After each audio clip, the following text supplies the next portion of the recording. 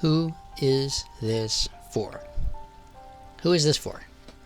I keep coming back to this question, and I think it goes to the heart of Dawntrail's issues. Let me explain. I'm going to give a few examples. Some of you might shrug one or two of these off, and that's fine, but what I want you to try to see is the overall concept that I'm trying to express. Think about, with each of these, the 5 player types I mentioned in my last video. A summary for anyone who didn't or doesn't want to watch it. The types in general are lifestyle players who like cosmetics, venues, housing, lo-fi players, casual players that want to chill and relax when they game, knowledge or knowledge core players, often what people mean by mid-core, but players that like things with a lot of nuance, new knowledge to pick up, and mechanical character customization like Blue Mage or Boja Lost Actions. Hardcore players, people who enjoy challenging and difficult content and overcoming those challenges. And that little group of elitists, the people that like clout and exclusivity. So let's start with Occult Crescent.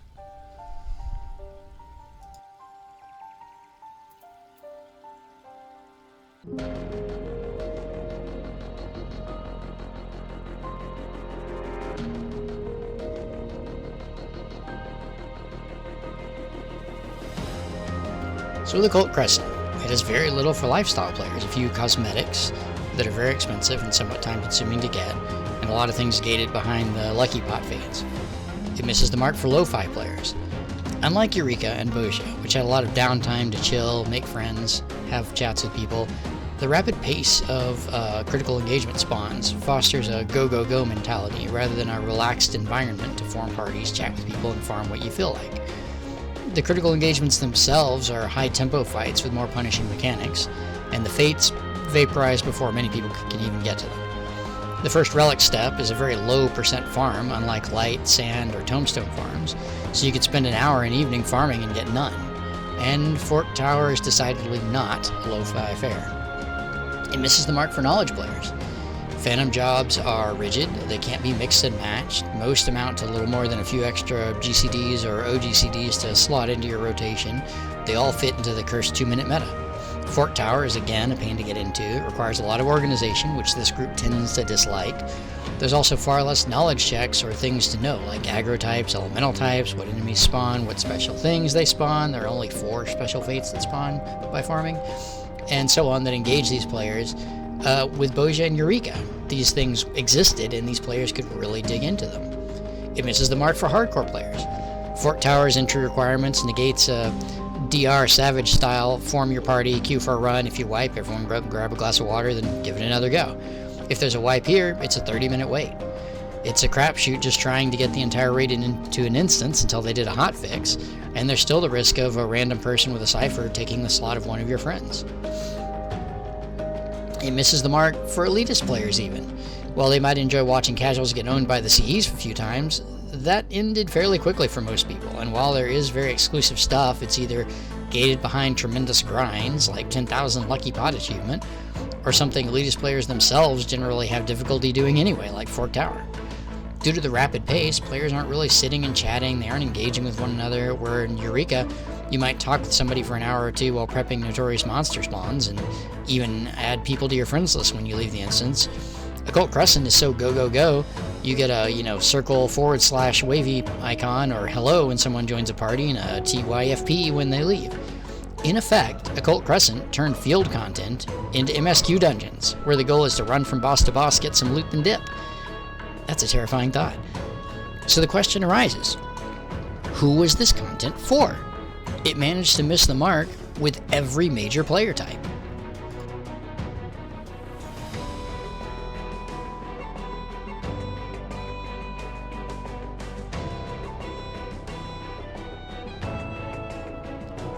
Getting the elephant out of the way first. Yes, they're harder. Everyone agreed when Dawntrail came out. Don't try to retcon it now. And it's not even so much that they're harder as it is they're higher tempo. So let's get into these. Lifestyle players. Get some glams, that's nothing new, but most haven't been considered anything to write home about, worth farming.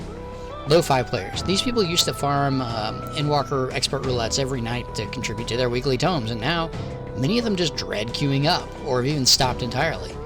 It's not even the content is hard so much as the tempo is through the roof. Many boss dungeon mechanics, they come fast, they come furious, and often with, quote, the entire arena is flashing, unquote, telegraphs as they hit everywhere in a sequence.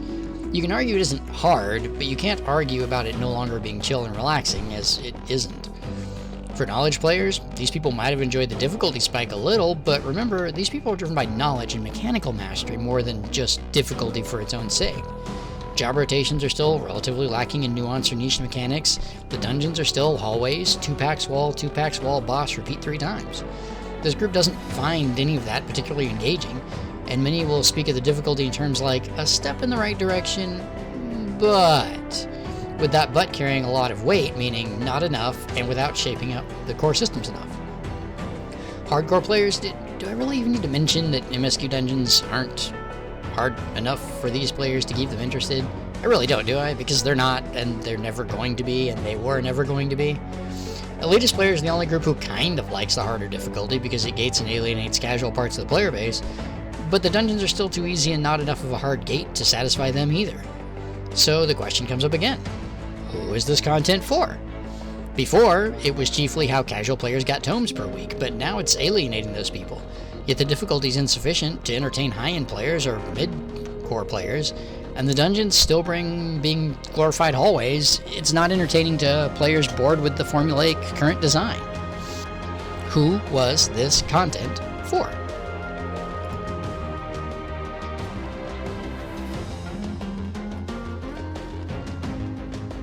This is one area where at least some people are sort of pleased, but a lot are left out in the cold. And even the people pleased, it's more of a, it's okay, than particularly happy.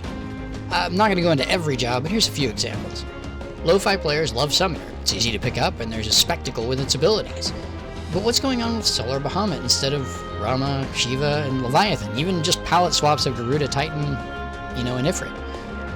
And sure, Solar Bahamut is fancy, but then we still have regular bargain bin Bahamut home in comparison sitting over to the side while What Am I Chopped Liver Phoenix sulks over there in the corner once every 4 minutes. Knowledge players, they lost their beloved version of Black Mage with its janky spell lines and weird dancing around the server tick to optimize MP regen from the Umbral Ice. Most of the Black Mage changes have actually made the skill floor higher, not lower, by making the rotation more rigid. So in an odd way, they've largely gone against the goal of making the job appeal to more people, while simultaneously alienating the people that enjoyed its more janky mechanical nature. Elitist players also lost the clout aura farming job to look down on people from.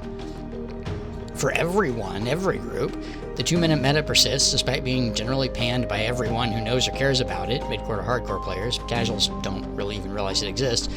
And instead of new or exciting abilities, most jobs got the exact same... And not the exact same of what they've had, they all got the same treatment. Here's another OGCD. It'll use the same hotbar slot as your 2-minute OGCD. Use it after your 2-minute OGCD in the burst that the 2-minute OGCD forms. It's a shockingly large number of jobs that got that exact same treatment. And this is in the 2-minute meta world where most jobs feel a lot samey by being resource builder spender burst jobs in the first place. While I don't think they need to completely change every job, lo-fi players in particular like their comfy cozy jobs, I do think it's telling how similar many jobs got treated with that here's an extra OGCD in your 2-minute bursts. Almost like the devs are just completely out of ideas. I know they said they were focusing more on mechanical complexity of fights, but this was really phoning it in. And the ones that got a big change, like Black Mage, the changes were often somewhat alienating to the existing players of the jobs, while not really making the jobs appeal to more players anyway.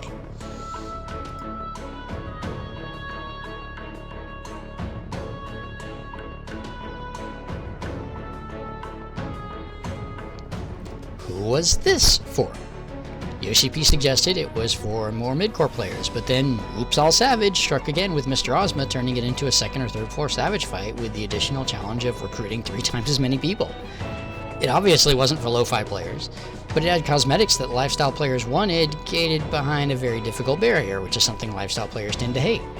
It was more difficult than mid-core players tend to like as well, a hassle for hardcore players to organize and run, which is why many ran it just long enough to get the rewards they wanted, then dropped it to where the content is now deader than Moonbrita. Too soon? Who was this for? The really sad thing about Chaotic was it would have been an easy fix to nerf Phase 2 body checks, but the devs simply chose to let the content die rather than do that. Even before it came out, they knew weeks in advance it was harder than their target, but instead of nerfing it so that it wouldn't be, they just shrugged and went live with it. A problem that happened again in the very next patch with Fort Tower, as OCP admitted in a live letter about not making a casual version of that content.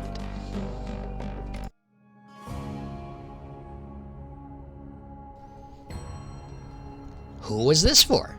Well, there are people that say they enjoyed it overall, and me being a benefit of the doubt person, I don't think they're all just being contrarians. I think some people genuinely did like it, but the MSQ largely missed the mark with a lot of people. It promised a summer vacation, but the only one that got a summer vacation was Estinian. It purported to lower the stakes, but then gets into a shard-ending conflict. The first half and second half seemed disjointed from each other, and Shaloni as a filler arc to dig in poop with Erenville, it wasn't really appealing.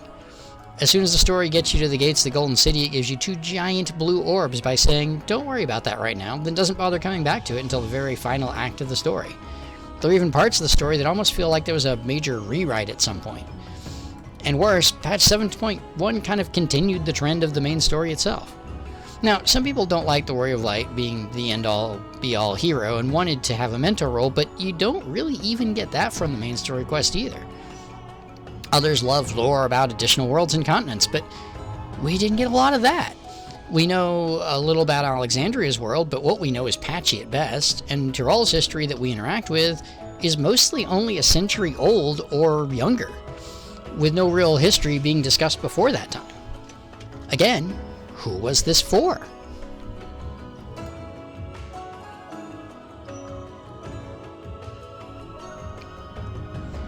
I can go through content after content in this expansion. Cosmic Exploration is another piece that really missed most every mark it was aiming for if it was trying to be anything like Ishgard Restoration.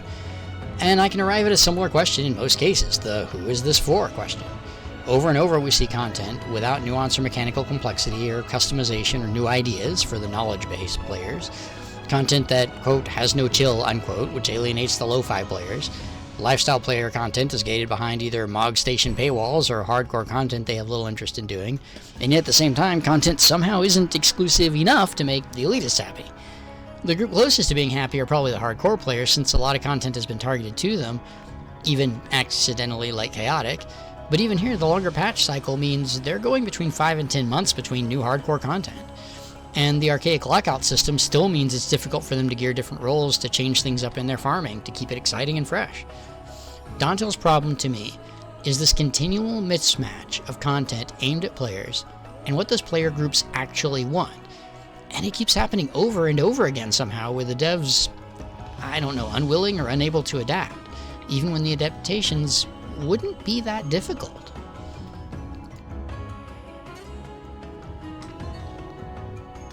First off, Square Enix needs to recognize the problem. I do think that they have, but they also need to recognize they need to devote more resources to Final Fantasy XIV to address the problems. When you have a game that is your company's cash cow, keeping your profits in the green, the last thing you ever want to say to the paying customers is, we didn't have enough money or dev resources to add a piece of content. Especially since the patches are between 2 and 6 weeks longer than they used to be, meaning developer time should be less crunched and more available for polishing content. That was the reason for the longer patch times to begin with, well, that and less stress on the devs. Secondly, the devs need to realize that they can and should target content to different groups and meet those players where they are. Generally speaking, nothing is going to please everyone. There are exceptions. Boja satisfied a surprisingly large portion of the overall player base by kind of sub-targeting different groups within the larger shared whole. But for example, main story quest dungeons, they aren't going to please the hardcore elitists unless they're so hard as to not be MSQ clearable, and they're not going to please the knowledge core midcore unless there's more to do than walk down a hallway. If this content's for lo-fi players, make it chill and easygoing with a cool spectacle and story so that, at least these people are happy with it and everyone else can kind of tolerate it. This extends to job design. I'm fairly against making every job hard or easy, but rather make a mix. Let people gravitate to the ones they like. Ideally, match complexity with difficulty to the job fantasy. Warrior's Nunga Bunga Berserker. It makes sense it's a simple-minded dopamine hit with big axe made of stone. Sage, by contrast, is an educated researcher mixing multiple disciplines of magic and science for their spell effects, so it's fine if they, let me check my notes here, have a second dot to juggle. Or even a full-on DPS rotation, and heal by performing it like a WoW Discipline Priest. Red Mage is a jack of all trades. A mid-level complexity with a little nuance makes perfect sense. I should note, Red Mage kind of has hit that mark, so, we've got something to go off of here. The point is, jobs don't need to appeal to everyone at once. Yes, there are people who will complain the class fantasy they want is on a job that's either too easy for their taste or too hard for their taste, but the alternative is making every job easy or every job hard and alienating half the player base anyway outright. Or, as we've seen with MSQ dungeons, making every job medium, which somehow will end up alienating everyone at the same time. As Misshapen Chair once said, embrace uniqueness where this game allows you to. The devs should recognize some jobs appeal to specific player types. Some are lo-fi players, Red Mage to Knowledge Core players, Black Mage to elitists, and just lean into those niches instead of trying to make every job all things for all people and failing. Third, this is a big one, learn from the past. The Fort Tower problem was already solved with Bozja and Delubrium Normal and Savage. We already had this same discussion 6 years ago with Baldessian Arsenal, and it was a solved problem with Bozja. Why go back to the problem state? In terms of job design, we had a world before the 2-minute meta, and even if Square Enix doesn't want to go back to that, we had a world before homogenized jobs. They don't need to invent totally new, for example, Dark Knight to make it more distinct from Warrior. They can literally just, pick up the one they left behind in Stormblood, make a few modifications, and have a Dark that doesn't seem much like a Warrior. When you've solved problems in the past, you don't have to repeat them. You already have the answers, you just have to implement them. Fourth, bearing in mind that third thing above, about learning from the past, don't be afraid to try new things. I've harped on some stuff like Chaotic, but it's because I thought the idea of an extreme difficulty, or slightly easier, Chaotic was a good idea. I think the premise of a large-scale mid-core piece of content with lower personal responsibility than extremes, less body checks, and wipe mechanics could work as a bridge between normal difficulty content and higher-tier stuff, extremes and above. I think most people expected this out of the content, too. I don't think phantom jobs are a bad idea, but I do think it should have been fleshed out a little more with maybe a sub-job system where you could equip a second phantom job and get the lower half of its abilities. And you might say, well, maybe they're planning that for the future. Okay, why didn't they just put it out with the first part of Occult Crescent then? Variant dungeons were largely a success. They just needed the middle difficulty to be a little easier, more extreme than Savage that it ended up being, and to have a reward pass to make it feel worth doing. And have a variant roulette where the game would pick a random path each time to give players reasons to revisit this content in roulette form on the lo-fi end and make it more approachable. Simple things like this could have made these new experimental ideas work, but instead of that, Square Enix seems to go a tepid kind of half-step towards something new, falter halfway, causing it to not live up to that potential, and then in many cases like Variant, they seem to just drop the idea entirely instead of implementing the relatively minor changes that could make it work and make it enjoyable new content. And finally, change the order stuff comes out in patches and expansion. Nothing feels worse to a casual player than to see 7.2 come out, anticipating Occult Crescent at this point for 8 to 10 months, and then at that point to be told, oh no, wait 2 more months. The Savage Raiders need time to get their clears, and we don't want them to feel pressure to do both at once. Content like that should ideally start in, X.1 patches and get an update each major numbered patch. They shouldn't be an afterthought 2 months later, halfway through the expansion. And we're another 12 months, well 10 now, most likely before 7.55. That's a long time to wait for a second part that may fall just as flat. And just getting a few more phantom jobs isn't really that much better, and we're not even getting those in 7.3 anyway. Not until 7.4. This doesn't even require a new expansion, by the way. They could start releasing content earlier, starting with 7.4, or at least, if they can't be that agile and switch on this short notice, they could signal that they have an intent to do this in the future. Throw the player base some bones here. Some of us are starving, Speaking of that, Double finally, communicate. Yes, you can't say everything all the time, but you can at least be clear and transparent on the stuff that you're doing and the stuff you're thinking about. Say when there are problems quickly, instead of trying to hide or not acknowledge them until they become too big to ignore. There was a Yoshi P in 1.x who started the live letters to have open dialogue with the community, which was needed to make the progress towards what we have today. That Yoshi P needs to make his grand return to the community now. Some of the above stuff does take time to ponder, to plan, to implement, but at least let us know you're thinking about it. Give us some updates from time to time on things. Can you tell us anything about Beastmaster? What happened to that expansion patch timeline that was discussed in the live letter before Dawntrail released? Communication is the key to any good and healthy relationship, and communication between developers and players is just as essential.